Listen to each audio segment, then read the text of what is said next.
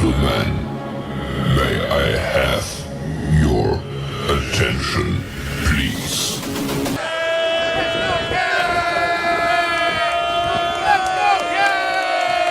The show starts in 3, 2, 1, go. Good morning, CaneSport. It's September the 27th, 2022. I'm Gary Ferman, the publisher of CaneSport.com, joined as always by our managing editor, Matt Shodell, as we discuss the news of the day presented by LifeWallet, where the time is now to take charge of your personal health. And Matt Shodell, I'm not sure where to begin today. I know you and I both have spent the greater part of the last 24 hours with just a few hours built in for some sleep, talking about the Miami Hurricanes with pretty much everybody we know, everyone calling us, wanting to know what the heck's going on, what's happening, how did they lose to Middle Tennessee State.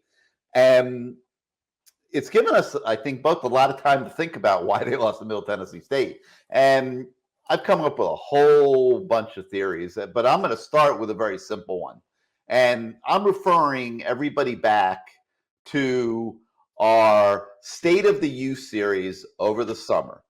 And in that series, we took a look at this football team, class by class by class, the 5 recruiting classes that make up the roster this year.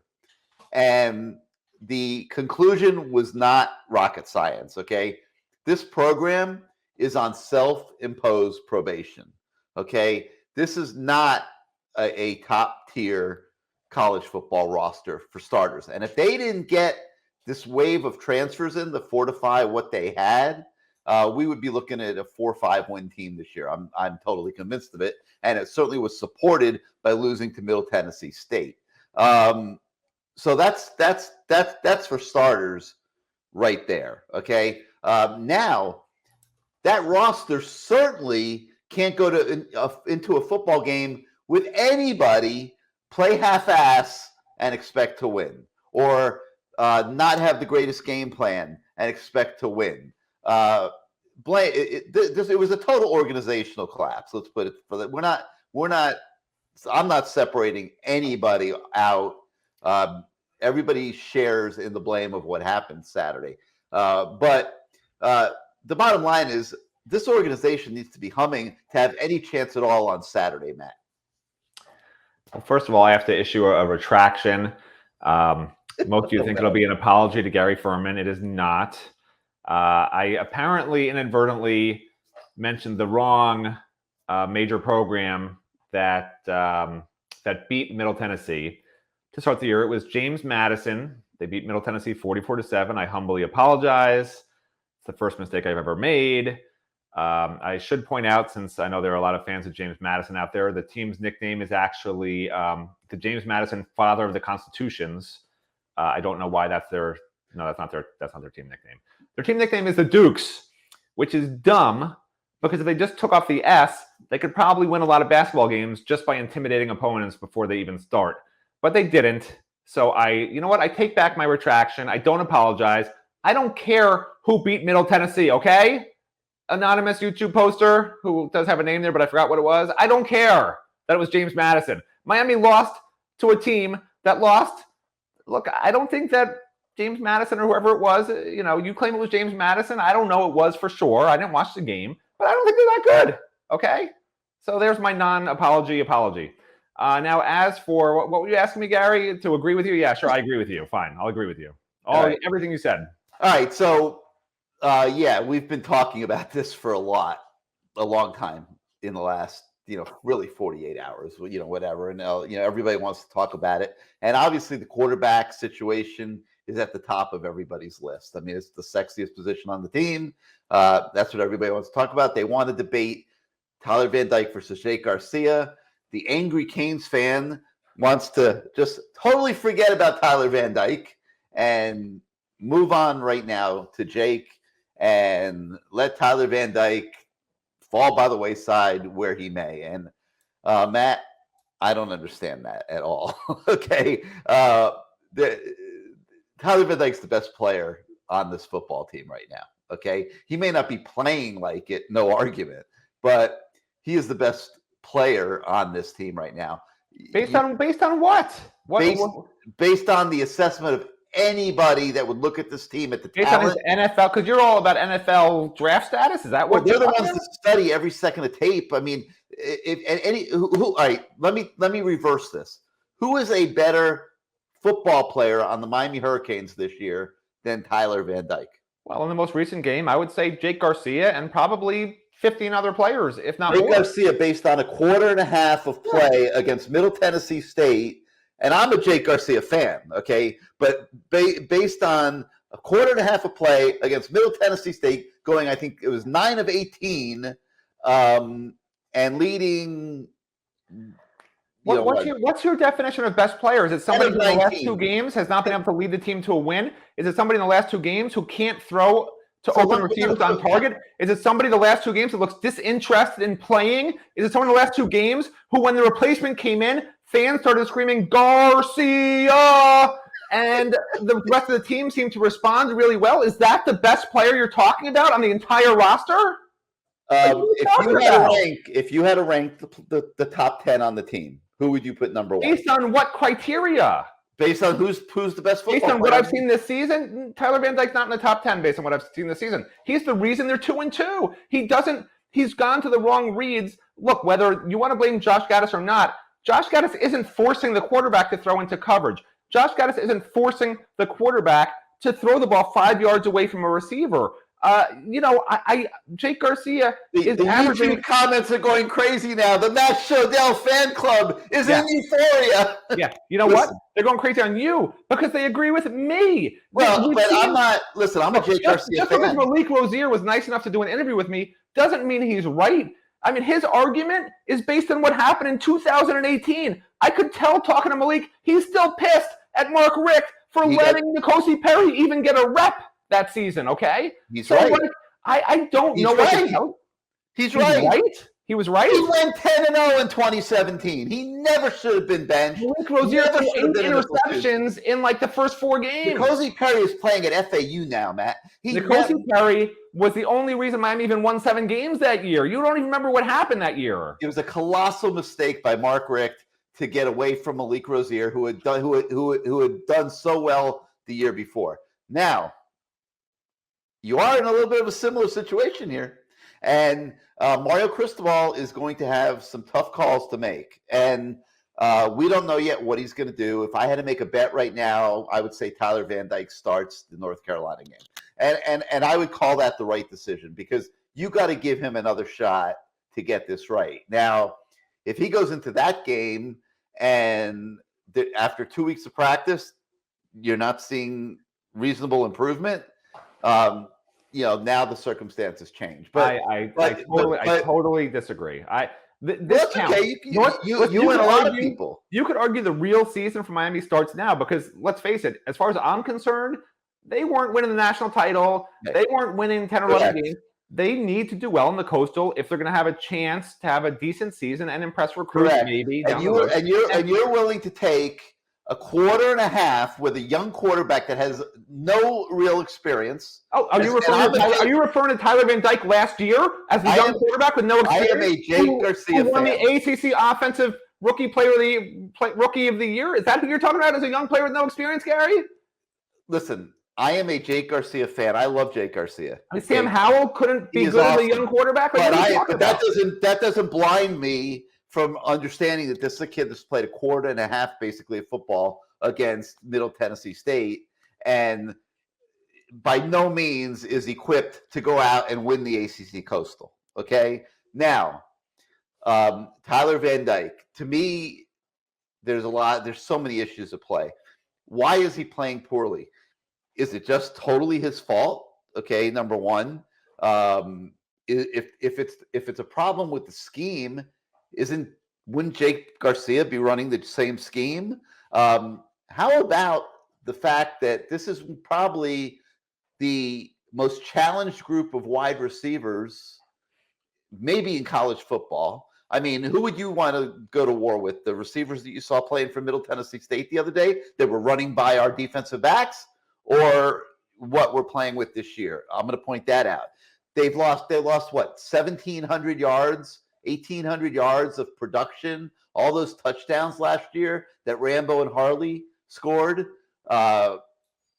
Is that not a factor? How about the fact that you're down to playing with your fifth string running back and teams don't have to respect the running game? They don't have to respect the fact that you're going to bust one for 80 yards in the running game. As much as we all love Thaddeus Franklin, based on what we've seen against pretty inferior competition, now we're ready to anoint him as a franchise back. No, I am not.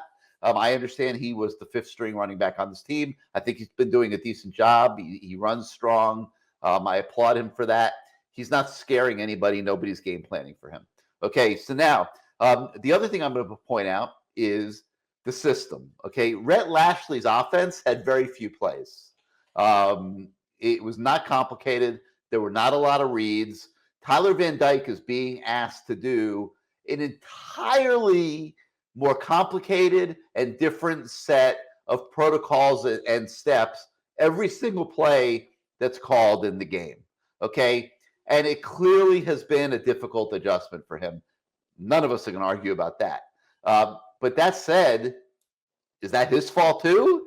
That the things that he was so great at, 6 straight 300-yard games to end last year, were not taken into consideration when this offense was being put together. So there's a lot of mistakes that maybe potentially have been made. Going back years. I mean, how do you think the receiver corps got to this situation? From piss poor recruiting, period. Okay. And if you don't believe it, refer back to our State of the U series from this summer and take a look at these last 5 recruiting classes. So now, let's say I'm right, and all these things together, plus the agents in his ear, the NIL deals, everything else, are all contributing to Tyler Van Dyke's head exploding every single Saturday. Now, does that warrant, because he played horrendously in the Middle Tennessee State game, saying your career at Miami is over? We're riding with Jake now? I love Jake. Jake hasn't done anything yet, okay? Jake played a quarter and a half against Middle Tennessee State, okay? You're going to put the whole fate of the program in Jake's hands, having never done anything, on a knee-jerk reaction because you're angry at losing to Middle Tennessee State. And I will be very surprised if Mario Cristobal does that, because on a football basis, I don't think that makes any sense. I think you have to give him a chance to get it right here. You have an off week to just take a deep breath, figure it out, and come out, rally the troops, have a really good game plan for North Carolina, and give everybody a chance to go out and execute it. And the other thing I'm going to throw out, Matt, is you're assuming that all the receivers are running their routes at the right depths and everything, and that they're running the right routes, and that they understand the playbook. And they probably don't. No one's going to call them out and say that.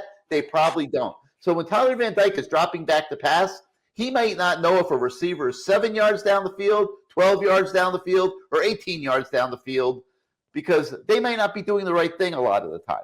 So there are so many factors going into this, and I personally am expecting Mario Cristobal to start Tyler Van Dyke against North Carolina and see where it goes from there. And I don't have I'm not playing favorites. I'm just using my brain and, figuring out what makes sense as you go into the ACC schedule with a guy that did pretty damn well last year against the ACC competition, and that people who evaluate football talent feel pretty strongly about. So where does that all lead us, Matt? It leads us into the story, the news of the day, which pertains to Malik Rozier, who was on a Twitter rampage, on this subject yesterday. And we called up Malik just to, talk to him about all these issues, and the story on the website today. Matt, your thoughts on what Malik Rozier had to say? You a big Shakespeare fan, Gary? Wait, let me think. To Infinity and Beyond. Wasn't that Shakespeare? But that's a kid's movie. I don't know what you watch at home. Shakespeare. I'm not going to embarrass you. Oh my God. What I was going to tell you was you have mastered the art of the soliloquy, okay? And what I will also say is your circular logic skills are amazing. I never would have thought of somehow explaining Tyler Van Dyke's problems by bringing Thaddeus Franklin as the running back into the picture. But what I will say is this: you bring up the Malik Rozier story. When you talk to Malik Rozier, and when I by you, I mean here's why I brought Thaddeus Franklin into it, because when you don't have to respect a running play going 30, 40, 50 yards, you can lay your defensive backs back in coverage. You can take your defensive ends and drop them into the flat so that when Tyler Van Dyke goes to throw that pass the other day, your defensive end is standing there waiting to intercept it. There's a lot of things that a good defensive coordinator can do when he doesn't have to respect the breakaway run game. And when you're playing with your fifth string running back, Matt Shodell, you probably don't have a breakaway run game. Yeah, I mean, that's why when Henry Parrish and Jalen Knighton were in the game, there was 8 people in the box. Like, whatever, bro. You mentioned the Malik Rozier story. In the box when Thaddeus Franklin was in the game? Yeah, the whole game. They didn't change anything. As a matter of fact, talking to Malik Rozier, they ran the most simplistic defense he's ever seen. He literally said to me, they did nothing complex the entire game. Anyway, let's move along to this. What's his theory on Tyler? Read the story. But why do you? Just tell us right now. Why does he struggle? Why does he think? Okay, well, I was going to try to get to it. So when I was saying that, you mentioned the story with Malik, and to be clear, I spoke to Malik. Okay, so I sort of can read between the lines with what Malik was saying and what he wasn't saying. What Malik would not say was what he's working with Tyler to fix in terms of his mechanics. What he would say and said numerous times is that Tyler, he used the word mental. He used the word, he used the word comfortable several times. Tyler's not comfortable. Tyler mentally is struggling in that sense. Okay. And the more I thought about it after the case, I always relate things back to baseball, which is the sport that I played and is the sport that I probably most closely relate to. And in baseball, you've got something called the yips. And, if you have a case of the yips, it's a mental issue, but it's not what Tyler has. But in baseball, if you're a pitcher and you have a case of the yips, you can't throw a strike. You can't even have a catch with somebody. The ball just veers off. This is a real problem. This is a real thing. And major league players have had it. There's a famous case. Was it Rick Ankiel? I don't know. There were some players who have had it. I think in Rick's case, he had to move to the outfield, whatever. It's almost like, one of my favorite recruits ever was Antonio Dixon. And it's not really like this, but I just want to tell you the story anyway. So when Antonio Dixon was a high school recruit, he had a terrible backstory, but fantastic backstory for a reporter, which is he spent a lot of time in homeless shelters with his family. They had nothing. And he grew up with a really bad case of he had a bad stutter, really bad stutter. But when he would rap or sing, the stutter was gone. And, I don't know what that's about, but, there's something in people's brains. You can't explain why someone gets the case of the yips. You can't explain why Tyler Van Dyke was so comfortable in the Rhett Lashley offense and hit everything on target, no matter who was in his face. And now all of a sudden, with a different offensive coordinator, he can't throw a ball near a receiver who's open. Mike Redding is his name, by the way, because it's happened about 10 times in the last 2 games. So, I call it a very, very minor case of the yips.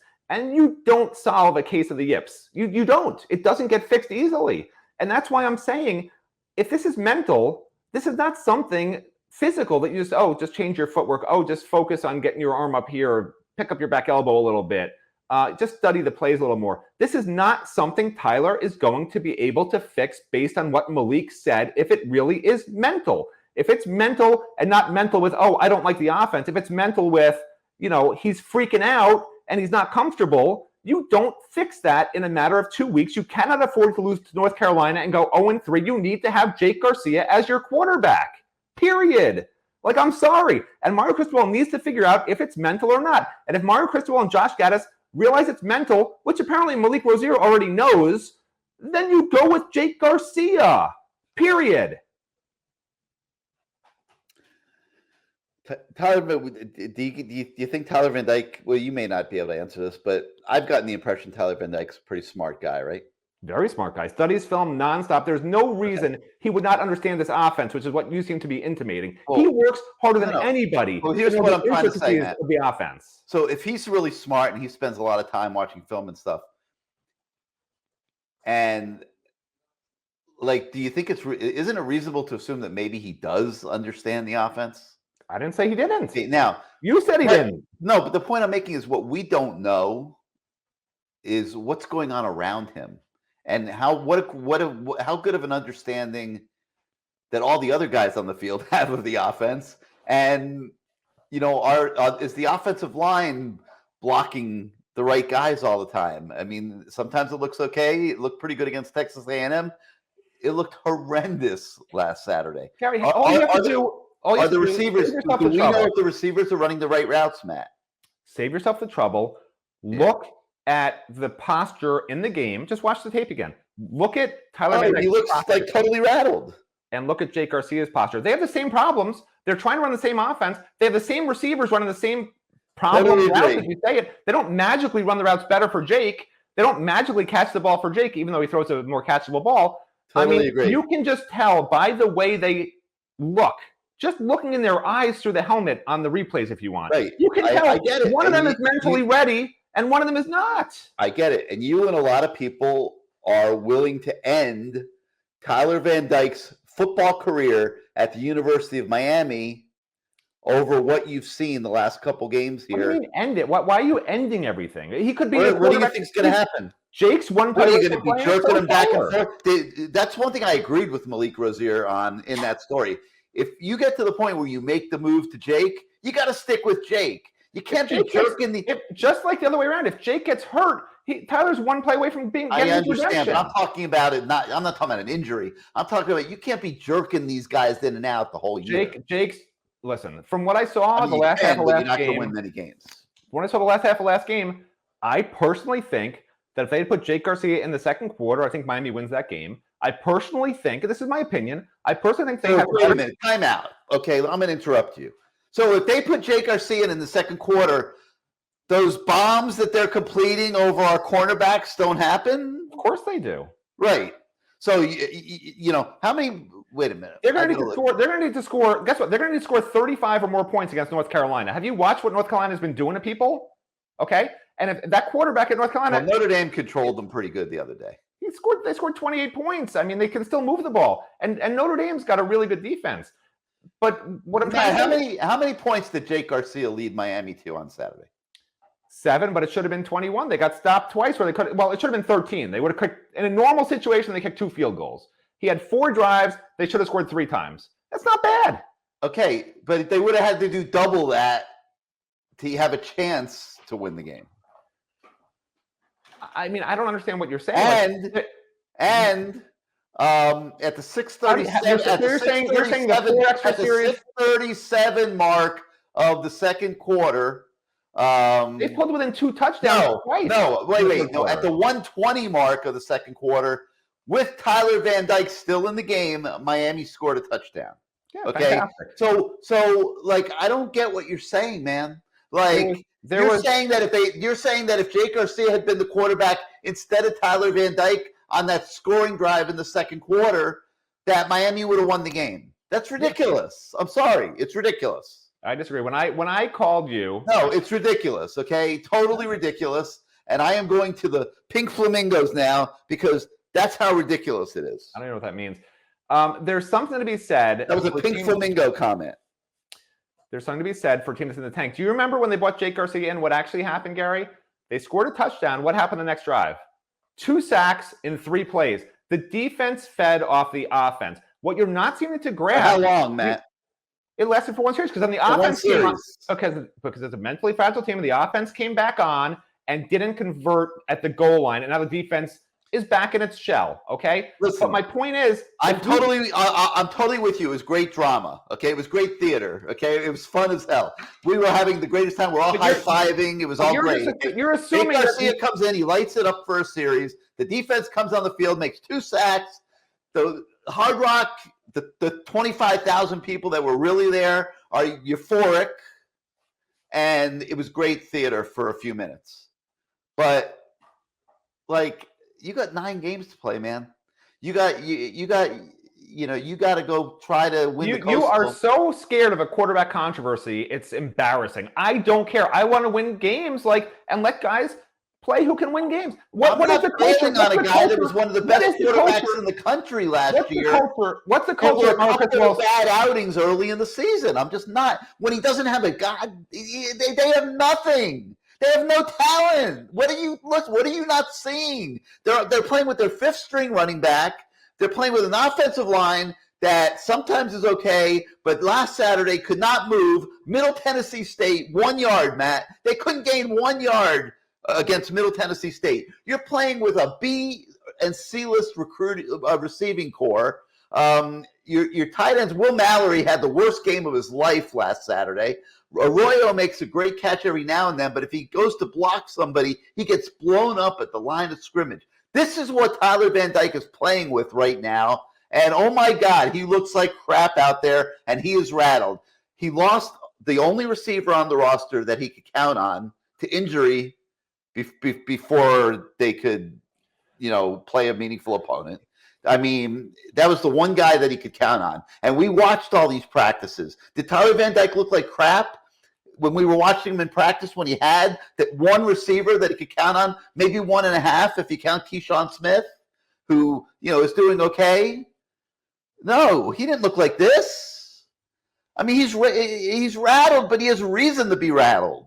I mean, the whole damn offensive side of the football team is in disarray. So why would the quarterback by default look great? And now we want to end his career. We are so angry and knee-jerk here in the fan base of the University of Miami that we want to end this guy's career. Mel Kiper last week was ready to pick him number 20 in the first round of the NFL draft. We want to end his career at Miami, send him into the transfer portal, go quarterback Florida State, go quarterback SMU. Anybody that'll take you, Tyler Van Dyke. We do not want to see you in South Florida ever again. Hey, do you know how to spell hypocrite? Because you're the one who says just jettison all the transfers who came in. You can end their career if they're not good enough. If Tyler Van Dyke's not as good as Jake Garcia, he shouldn't play. That's the Mario Cristobal culture. Do you know what the definition of insanity is, Gary? The definition of insanity is doing the same thing over and over again. And Kylie Herbert was not projected in the top 20 in the first round of the NFL draft. D. Wiggins was not projected in the top 20 in the first round of the NFL draft. Neither was Mark Pope. Should we go through the list of all 21 kids that were jettisoned out of the program? Or should we go through the list of the next 15 or 20? You're not understanding. The guys who were jettisoned out, they could find a home. They aren't second-time transfers. But Matt, none of them had the resume of Tyler Van Dyke. Here's what if you want to nitpick on what I said, here's what I'm saying, if you let me talk. When you take a transfer now, any of them, once they don't fit at Miami and they are told, sorry, it didn't work out, goodbye, no other school will take them because they've already transferred once. You can't transfer a second time and play right away. The guys you're mentioning, D. Wiggins, Mark Hope, they left voluntarily. They could play anywhere they want. They felt they could play somewhere. So give me another example of a transfer that left and tell me that he was projected in the top 20 of the NFL draft. What does that matter? That's not what I'm talking about. You're talking about running off a franchise quarterback because he's struggling in a new offense with you keep saying careers. They lost all their personnel, Matt. Well, I was trying to talk before you keep interrupting me, but I was trying to tell you the definition of insanity is doing the same thing over and over again and expecting a different result. They have been starting Tyler and trusting Tyler, and it hasn't been working on offense. And you could say, oh, it's the receiver's fault. Oh, it's the running back's fault. It sounds like you want to blame everybody except Tyler, which is fine. But from what I've seen, I'm not trying to say Tyler's you know what? I actually talked to a Penn State booster yesterday, believe it or not. And he talks with Manny Diaz. And he said that Manny Diaz told him not that long ago that Jake Garcia is still the best quarterback on this roster. I know nobody believes Manny Diaz or whatever, but maybe one thing Manny Diaz will have said right is this. Maybe it's the one thing he'll get right. I don't know, but I do believe that Jake Garcia and Tyler Van Dyke are not that different talent-wise. And if one of them's mentally there and the other's not, you end the one who's not's career, if that's what you want to call it. You just don't start him this game and you see what happens. You just want to jump ahead. His career's over. Gary, do you know how many other players you want to end their career? You wanted to end Ja'Cory Brown's career as a quarterback. I could go down the list, Gary. Don't tell me I'm ending someone's career. I'm just saying play the player who I think can win the first ACC game and go from there. I would love to have seen Ja'Cory Brown take a few reps at receiver, because right now he's doing nothing to help this team, and this team needs a lot of help. Okay, and whether Jake Garcia is the quarterback or Tyler Van Dyke's the quarterback, I would love to have seen whether he could have made a contribution doing that. But that's a whole nother subject. It's not happening. We won't go there. In terms of what Manny Diaz told this booster, listen, if you had taken a poll a year ago when Jake Garcia and Tyler Van Dyke were neck and neck to be the backup quarterback, and there was no discernible difference between them on the practice field, if you had taken a poll of the entire University of Miami football organization, I still maintain, I've consistently said this, that it would have been a 75-25 margin, that Jake Garcia would have been the... You would have ended Tyler Van Dyke's career right there, Gary? No. There was no Tyler Van Dyke career at that point, Matt. Neither one of them had played. Neither one of them had played a second. But no, I am not willing to throw away 6 games of starter experience, though actually really more like 8 games of starter experience at a very high level and just throw it in the garbage can, because we are all angry, and we all are very angry, that the Hurricanes lost to Middle Tennessee State and dropped a tight game on the road at Texas A&M, only one of the most difficult places to play in the country, and that Tyler Van Dyke doesn't look as good as he looked last year because he just happens to have lost his 2 receivers that he could count on last year, and they have nobody else here in this program right now. They have a Keyshawn Smith who is trying to be the best he can be. He is not a top-tier receiver at this point of his existence, and God, I hope his mom doesn't get mad at me for saying that. But he's just not. I mean, and on top of it, Matt, I hope you would agree with me that he is the best receiver on the team this year. He only played 30 out of 92 snaps last week. That is outrageous, okay? They had a lot of things go wrong on Saturday.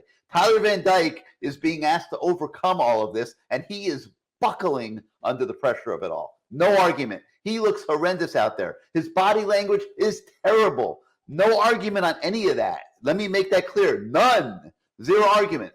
But what we are talking about is you have to go play North Carolina in 12 days now, and open your ACC schedule and go try to win the Coastal, and you have a choice. Do you stick and give him another shot to get it all together and get it right?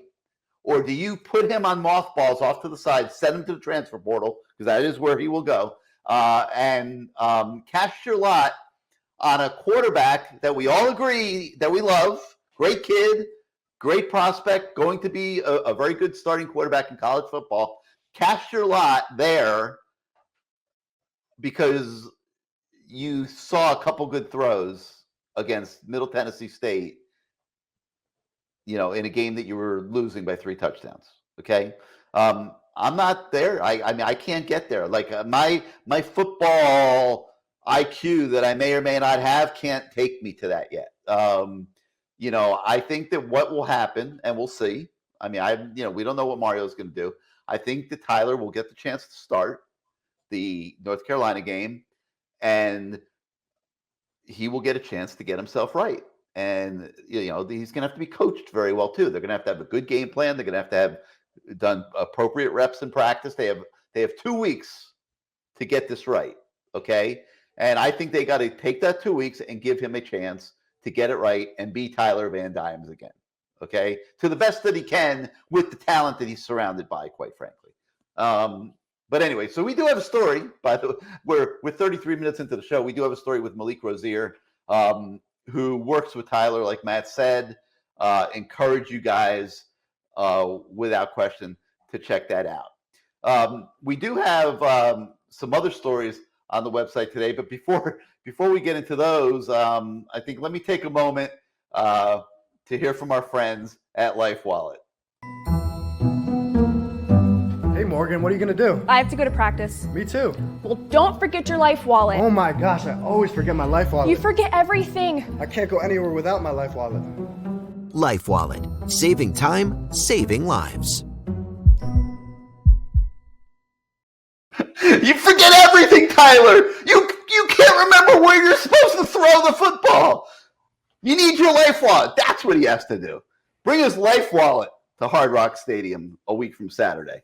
Listen, the part that I love is how you agree with Malik, which makes no sense to me, that Tyler should not only start, which you say he will, but he should be guaranteed that he can play all 4 quarters, because otherwise, God forbid, he has to look over his shoulder if he throws 2 interceptions on the first 2 balls. I mean, that's, to me, right there, that tells me what Malik was telling. And I love Malik Rozier to death. I covered him. I'm a huge fan of Malik Rozier as a person and everything. But that tells me right there, Malik works with one of these 2 guys, and I get it. He wants to represent for that guy. But you don't guarantee a quarterback you're going to start and we're giving you the whole game. Don't worry about it. Don't look over your shoulder. You could cost us the game. Who cares? You didn't hear me say that. That's what Malik says. And you said you agree with that. No, you did not hear me say that. Don't put words in my mouth. Yes, I did. You have to let him play the game. No. Don't be like Justice Canes and these guys on the message boards that put words in my mouth. No.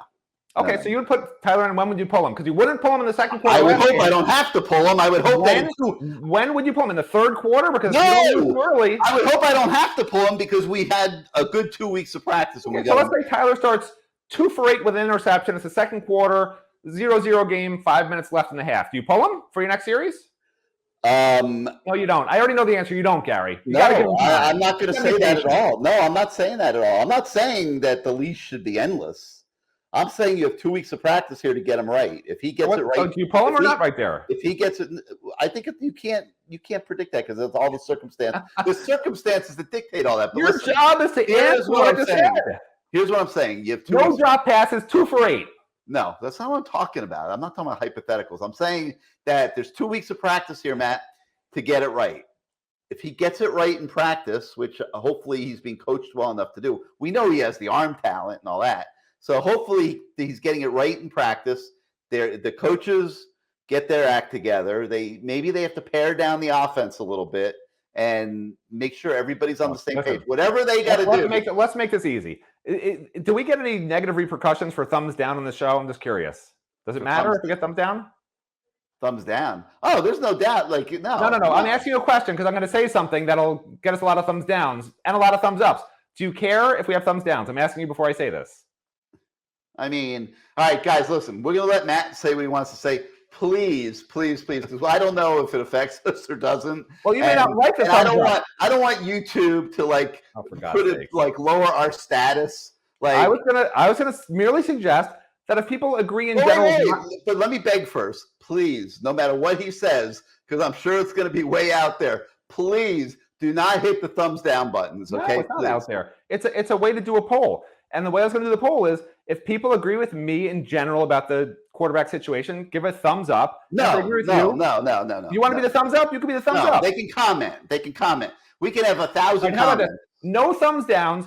But if we get over 300 thumbs ups, Gary, that means I win. That means I win the argument. How about that? As long as we don't get bombarded with thumbs down. No thumbs downs. But if you agree with Matt Shodell, the moron, give it a thumbs up on this show, and if we get to over 300, Gary will apologize tomorrow to me. You will apologize to me, Gary. You will say, I was wrong, Matt Shodell, as I always am. Those are the words you will say, okay? We get 300 thumbs up on this show. That's what you'll say to me tomorrow, correct? That you were right.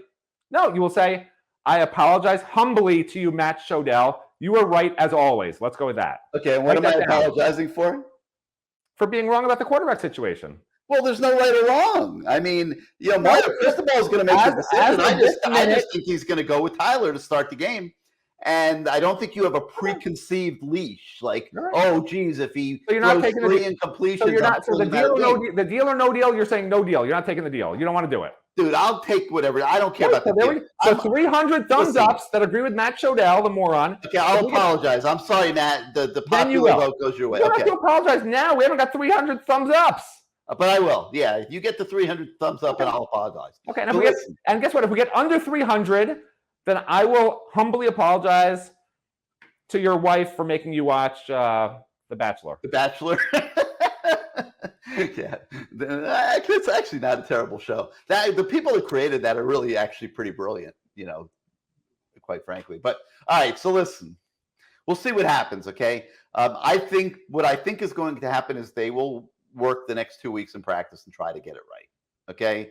I don't expect Mario Cristobal to make that knee-jerk move and take his franchise quarterback. And if Tom Brady has a bad game, does he get benched? If he has a couple bad games? Mahomes. So Tom Brady and Mahomes.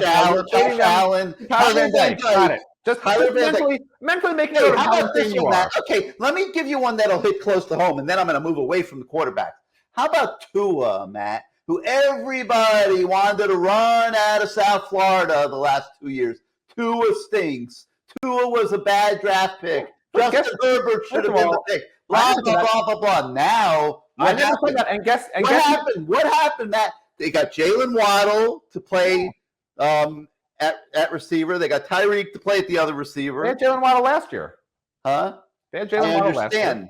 But now they have two of the best receivers in the NFL, and oh my God, Tua looks unbelievable, doesn't he? Now Tua's 3-0. He's undefeated. He's a hero all over town. So you're saying the only reason he's a pinpoint passer. Yeah, I think that who you got to throw the ball to makes a big difference. That's not what I was going to say. And he also has a offensive coordinator dialing it up at a level down here that I have not seen in a long time in any program. So just this guy that's the new head coach of the Dolphins is the real deal when it comes to dialing up offense. Okay, so all of a sudden now you put all that together, Tua looks a little bit different, doesn't he? So you're basically saying you're talking against yourself because what you're saying is, I'm saying all these things matter and all these things are probably contributing to why Tyler looks so bad.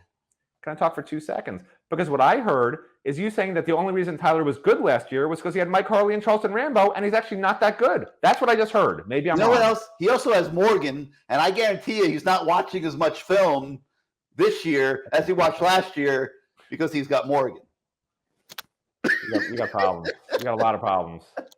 Well, I'm just stating what are probably the facts. So, look, he's got to get his act together is the bottom line, okay? He's got to get his act together.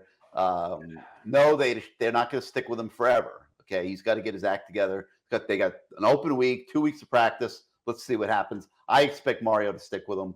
But, by the way, this is not just for one game, by the way, because if they lose this game because Tyler plays badly, it doesn't matter after that. This team will have sunk to a point that I don't think they can recover from. I'm sorry. This is the season. If there's a one-game season, we would have thought it would have been Clemson. This is it. If they can't beat North Carolina, this team is done. And that's why I really think the quarterback decision is so big, regardless of what Gary Ferman says about, there's no receivers, we can't win anyway. No, you can win with the right guy at quarterback. Yeah, and that's why I think that Mario's going to go with the guy that's done it.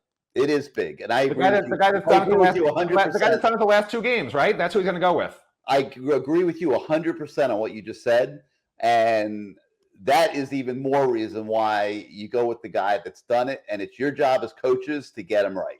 You got a quarterback coach, you got an offensive coordinator, you got a head coach. You got to get this kid right. He didn't just suddenly. This isn't Space Jam 2 or 3 or whatever. Did they make a Space Jam 2? Did you see that first? No, they made a Space Jam 2. So this is not Space Jam 3. Did you see the first? Tyler Van Dyke didn't just suddenly lose all his talent. Go ahead, drink your LaCroix. Did you see the first deep pass that Jake Garcia threw? You see the first deep pass Jake Garcia threw? Because when I saw that, I was thinking, when's the last time I saw it? I was thinking, when's the last time I saw Tyler throw that pass? And it felt like 30 years ago. He was throwing them like crazy last year. He hasn't done that once in 4 games this year. And just the fact that you think it's going to magically happen because they have a bye week is concerning to me because I think that not once. How about the flea flicker against Southern Miss? When he threw a dime down the field to Keyshawn. A dime? The guy was open by 20 yards. Pass right over his shoulder. Oh, for God's sake. Not once. He hasn't thrown one good pass the whole year. You still don't understand. Tight coverage, 30 yards down the field, a perfect pass is different than throwing the ball where the receiver can slow down a little bit to make it look like it's over the shoulder because he's open by 20 yards. I mean, it's a little different, Gary, going full speed, guy on your back, making a catch. That's a little different. Oh, my God. Believe it or not, receivers time deep passes so they can slow down a little bit, catch it over the shoulder while they're still running instead of running to the spot as fast as they can and then just catching it stopped. Man, I'm not arguing that he's played great this year. He has not. But you're saying he threw a great pass on the flea flicker. I'll watch it again. No, but to say he hasn't thrown one good pass to say he hasn't thrown one good pass the whole year is ridiculous. I have not seen him throw a pass that Jake, like what Jake threw in tight coverage deep. I've not seen it all year. I have not. Matt, maybe I'm missing one. 70 of 118 for 809 yards. Okay? And 69 of those passes were under 5 yards from the line of scrimmage. 69 of the 70? Yeah. Come on, man. Very few were. We did the chart last week. Very few were downfield. Let's just agree he's not playing at the level that he played last year. Okay, let's accept that. We've already made our predictions. You think, Mario will go one way. I think he'll go the other. We'll see what happens. I didn't say which way Mario's going to go. I said which way Matt Shodell would go. Oh, okay. All right. I want to say what Mario's going to do. All right, fair enough. And let me just make it clear. I love Jake Garcia. I would have been one of those people in the straw vote a year ago that would have predicted that Jake Garcia would be the future of Miami at quarterback. Okay, there was no question watching practice in my mind that he was going to be the guy that was going to emerge from this neck and neck battle. There was clearly a neck and neck battle, which is why Lashley platooned them against Southern Connecticut or whatever the hell the name of that team was at that point.